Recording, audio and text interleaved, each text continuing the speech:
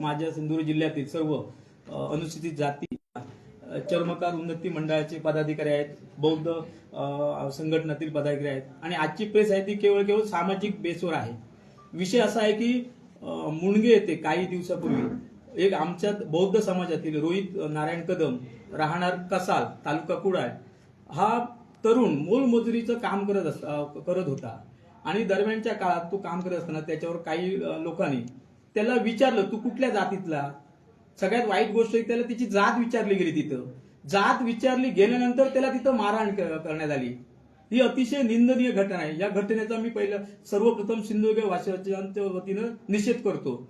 खरं तर अशी घटना घडायला लागली जर काय कायदा सुव्यवस्थेचा प्रश्न निर्माण झाला असेल, तसंच काय आक्षेपार्ह कारण असतं तर त्यांनी संबंधित यंत्रणेकडे दाद मागायला हवी होती। एक मागासवर्गीय कुटुंबातील तरुण आपलं कुटुंब चालवा म्हणून उदरनिर्वाह करण्यासाठी कुणातरी मोलमजुरीचं काम करत होता आणि तो आपलं नियमित काम करत असताना दरम्यानच्या काळात मुणगे ते रात्रीच्या तो आपलं काम करत होता तिथं आणि त्याचवेळी त्याच्यावर तो हल्ला करण्यात आलेला आहे। जात विचारून मारा, परत सांगते त्याची जात विचारली, त्याने आपली जात सांगितली आणि त्याला असा उल्लेख केला की तुम्ही पैशासाठी तुमचे खालचे जाती, तुम्ही आता उल्लेख करत नाही तर तुमची खालचे जाती लोक अशीच कामं करतात आणि काही लोकांना जमा करून मारहाण करण्यात आली आणि दरम्यानच्या काळात तो माणूस त्याला हॉस्पिटलमध्ये कणकवलीमध्ये ऍडमिट केला। अतिशय भीतीच्या छायेखाली ते कुटुंब आहे आमच्या कसालमधील। त्याच्यानंतर त्यांनी जाऊन देवगड पोलीस स्टेशनला रितसर तक्रार अनुसूचित जाती जमाती प्रतिबंधक कायद्याकडे म्हणजे अॅट्रॉसिटी म्हणतात ती दाखल केलेली आहे 5 तारखेला आणि आज तागायत संबंधित ती माणसं आहेत त्यांना कुठल्याही प्रकारची अटक करण्यात आली नाही। माझा पोलीस प्रशासनात असा विचारणा आणि सवाल आहे की तुम्ही अजून कुठली एवढी तपासणी करताय, की अजून कुठला तपास तुम्हाला करायचा आहे। आज ते कुटुंब भीतीच्या छायेखाली आहे। त्या कुटुंबाला वारंवार ती तक्रार मागे घेण्यासंदर्भात दबाव वेगवेगळ्या लोकांकडून त्याच्यावर टाकला जातो। वेळेत जर तुम्ही त्याला अटक केली असती तर असा दबाव टाकला जाणार नव्हता। खरोखर ही अतिशय निंदनीय घटना आहे।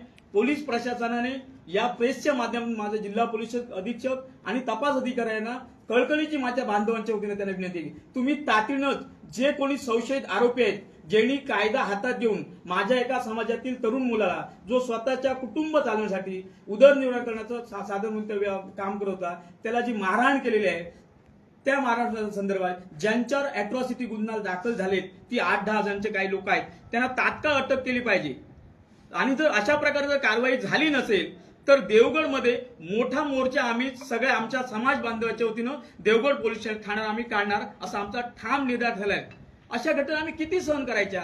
अलीकडच्या काळामध्ये अशा घटना घडतात आणि तातडीने जर कारवाई झाल्या असत्या तर अशा घटना घडल्या नसत्या।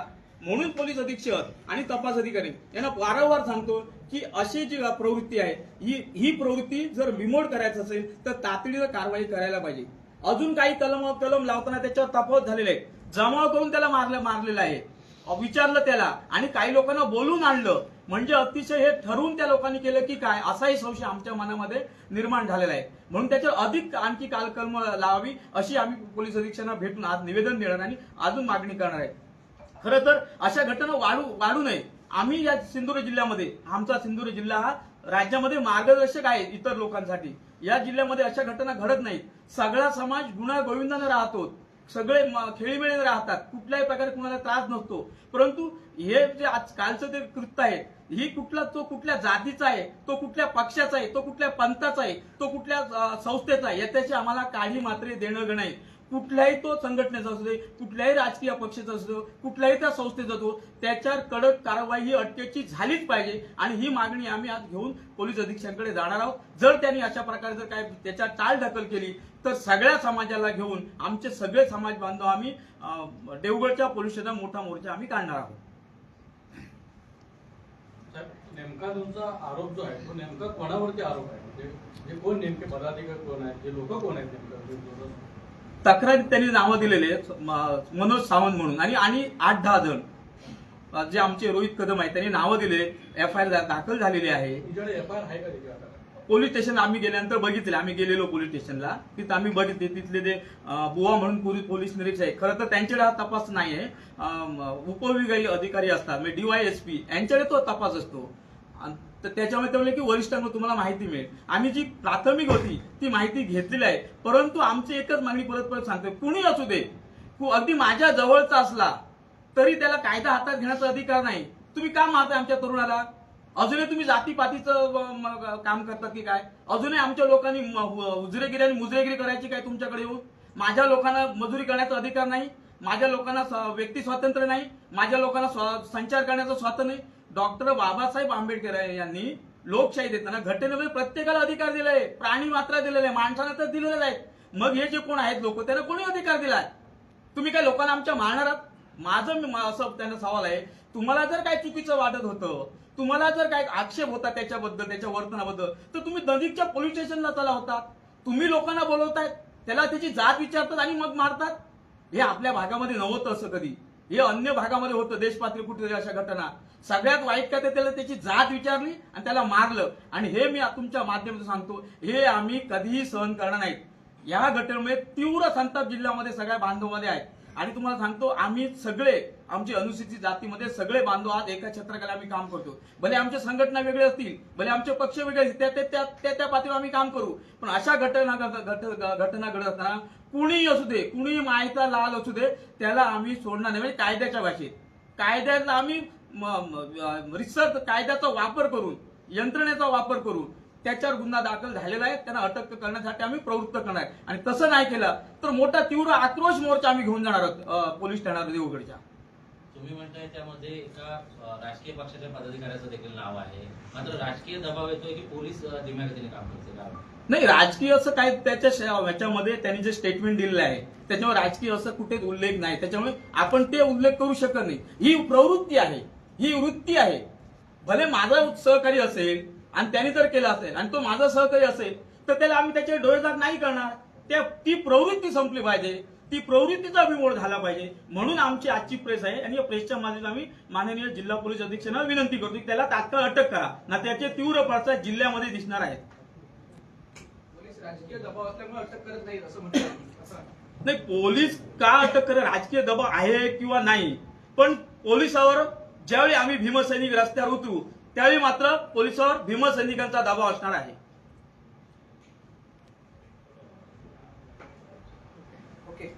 जरा फक्त एक चर्मकार राजू जरा बोलते 2 मिनिटं आणि हे देवगड, हे आमचे उपाध्यक्ष चर्मकार महासंघाचे राजू चव्हाण.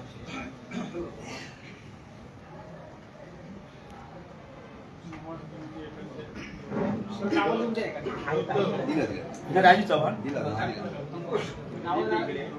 राजेंद्र शंकरराव चव्हाण, शिरमगार समाज जिल्हा उपाध्यक्ष आहे. मी त्या पोरग्यावर जो अन्याय झाला आहे, त्याच्यावर मारहाण झाली आहे, त्या संदर्भात निषेध करत आहे. व असे आमच्या समाजामध्ये बऱ्याचशा लोकांवर अन्याय होत आहेत व हे सहन केले जाणार नाही. चर्मकार समाजाच्या वतीने त्याचा जाहीर निषेध करत आहे व त्याला ज्यांनी मारहाण केली आहे त्यांना अटक व्हावी, गुन्हे दाखल झाले आहेत त्यांना अटक व्हावी अशी आमची मागणी आहे. जशी ह्या दरम्यान आम्ही जिल्हाध्यक्षांना ते निवेदन देणार आहोत, पण त्यांना अटक व्हावी ज्यांनी मारहाण केली अशी आमची मागणी आहे. हे आनंद देवगडकर साहेब आहेत, बौद्ध संघटनेचे नेते आमचे देवगडचे.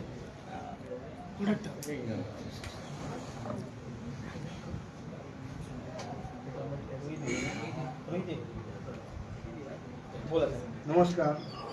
जो मुंग्यामध्ये जो प्रकार झाला आहे हा निंदनीय प्रकार, त्याचा आम्ही सिंधुदुर्ग वासियांतर्फे आम्ही निषेध व्यक्त करतो. आणि ज्या व्यक्तीने त्या तरुण मुलावरती जो हल्ला केलेला आहे आणि ज्यांनी कोणी जो प्रकार त्यांच्यावर केलेला आहे त्यांची जी नावं आहेत त्या व्यक्तींवरती ताबडतोब त्यांना अटक करून कठीण जास्तीत जास्त त्यांना शिक्षा व्हावी हीच अपेक्षा आहे. नाही तर पुढील जाधव सर जसे सांगितलं की आम्ही पुढील मग नंतर आम्ही आमचा देवगड कार्यालय पोलीस स्टेशनच्या कार्यालयावरती मोर्चा काढू किंवा काय जे पुढे असेल ते आम्ही नंतर मग पुढे त्याबाबत आम्ही आमचा ध्येय ठरवू. परंतु त्वरित या लोकांना जे आता मोकाट जे सुटलेले आहेत, फिरतायत मोकाट, त्यांना त्वरित अटक करून योग्य ती त्यांना शासन व्हावं हीच अपेक्षा करतो. ज्याच्या संदर्भात ज्या फिर्यादी आहे, जो आमच्या समाजातील रोहित कदम यांच्या बाबतीत ती घटना घडली आहे.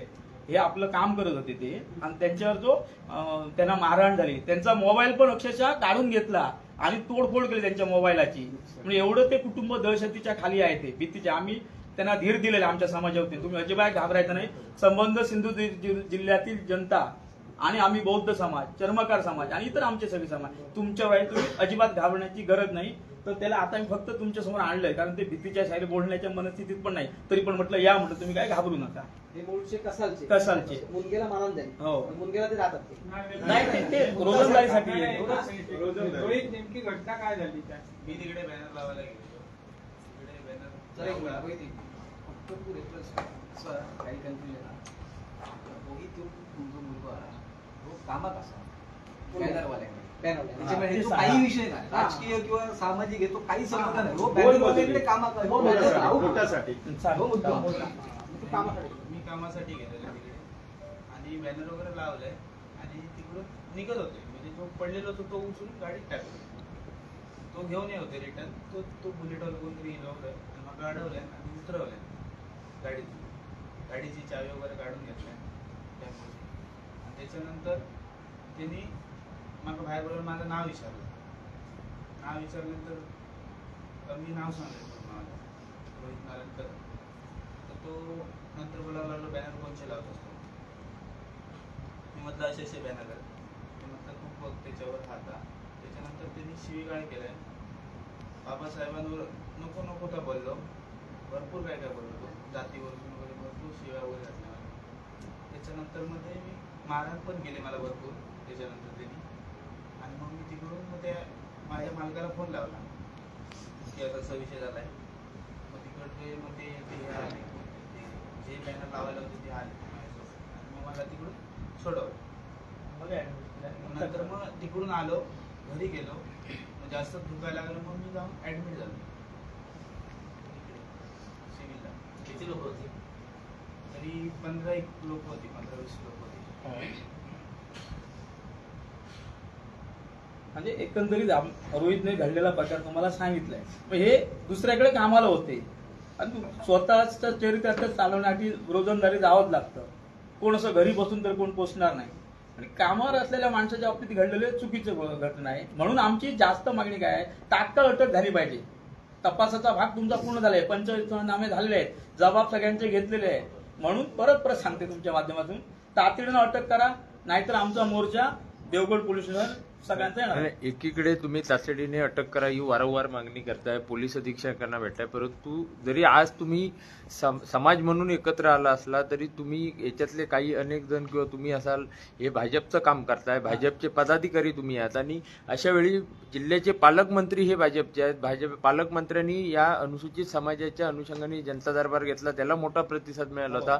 मग अशा वेळी तुम्ही एसपींकडे दाद मागणार, आंदोलन करणार, त्याऐवजी पालकमंत्र्यांचं या प्रकरणी लक्ष का वेधलं नाही? बरोबर आहे प्रश्न तुमचा. आता आम्ही समाज म्हणून सगळे एकत्र आलो आहोत. बहुतांशी आता जे आमचे आंदोलन असतील ती समाज म्हणून आम्ही करत आहोत.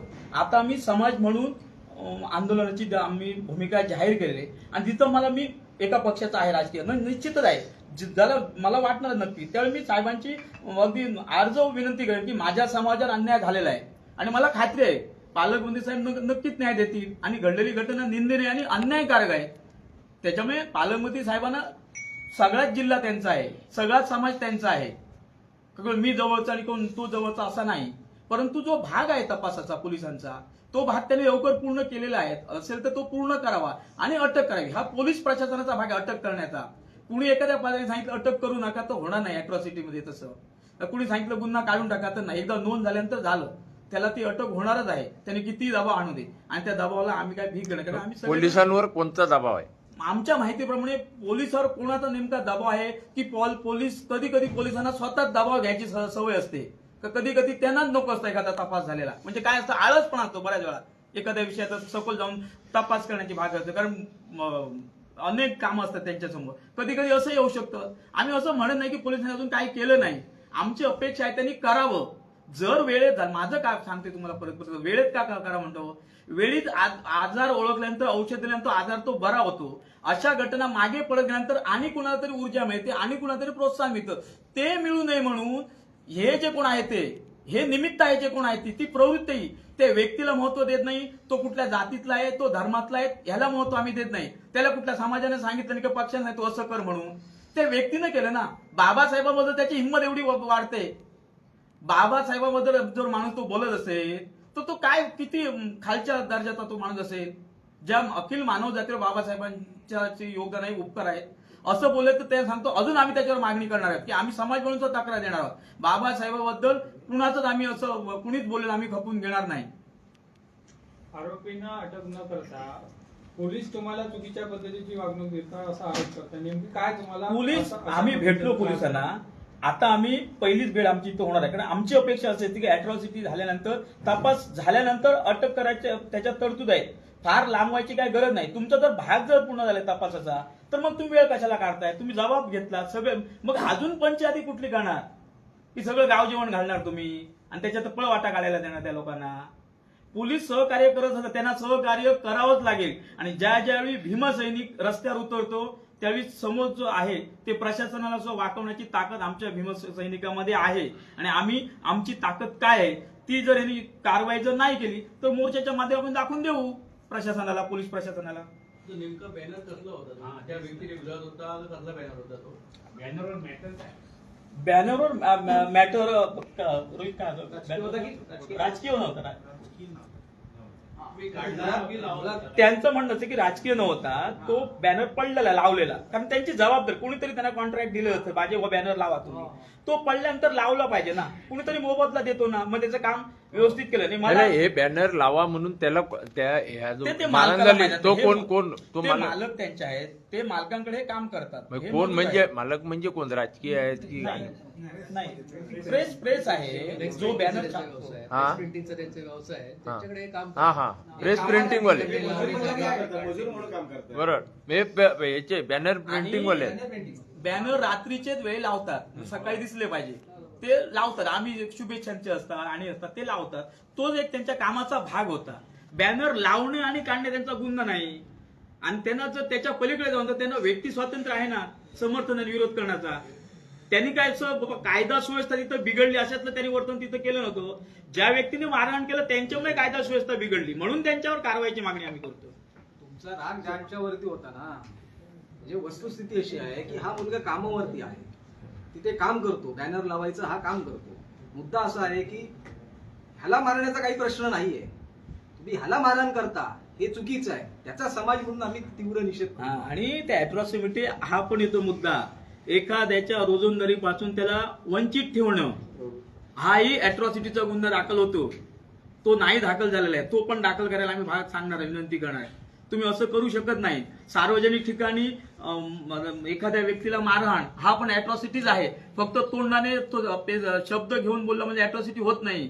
सार्वजनिक ठिकाणी अपमान करणे, व्यवसायापासून त्याला प्रवृत्त करणे, मजुरीपासून त्याला म्हणजे मजुरीपासून वंचित ठेवणे असे अनेक प्रकारचे गुन्हे दाखल होऊ शकतात. आणि आम्ही आमचे काही समाजातील वकील मंडळी आहेत यांच्याशी पण आमचं बोलणं सुरू आहे. अधिक आम्ही केस ही स्ट्रॉंग होण्यासाठी आम्ही प्रयत्न का तर भविष्यात अशी प्रवृत्ती आमच्या जो सिंधुदुर्ग जिल्हा वेगळ्या अर्थाने ओळखला जातो त्या सिंधुदुर्ग जिल्ह्याला अशा प्रकारचं गालबोट लागतं नाही, अशी प्रवृत्ती जिवंत होत नाही किंवा जन्मास येत नाही म्हणून आमचे प्रयत्न आहेत. ओके आभारी सर्वांचे. चहा जरा